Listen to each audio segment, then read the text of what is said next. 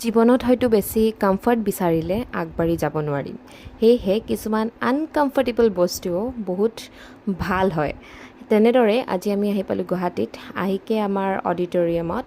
শ্ৰীমন্ত শংকৰদেৱ কলাক্ষেত্ৰৰ মাধৱদেৱ অডিটৰিয়ামত আমি আমাৰ পাৰফৰ্মেঞ্চৰ কাৰণে ৰেডি হৈ গ'লোঁ আৰু এনেকৈ মোক মেকআপ কৰি আছিল আমাৰ দীপংকৰ ছাৰে মই মেকআপ সোনকালে কৰি ল'লোঁ আগতে কৃতিষ্কাৰ মেকআপখিনি মই কৰি লৈছিলোঁ তাৰপিছত ড্ৰেছ আপ কৰিলোঁ ড্ৰেছ আপত হেল্প কৰি দিছিল শুভংকৰ দাই ইমান ধুনীয়াকৈ সকলোৱে ইয়াতে সাজি কাচি আছিল আৰু তাৰপিছত মোৰ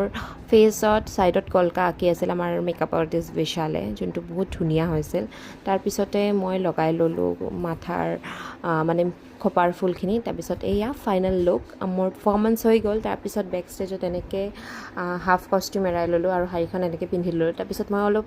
শ্ব'টো এনজয় কৰিলোঁ এয়া ৰক্তিম দাই ডান্স কৰি আছিল আৰু এনেধৰণে আজিৰ ভিডিঅ'টো ইমানতে সামৰণি মাৰিছোঁ বাই বাই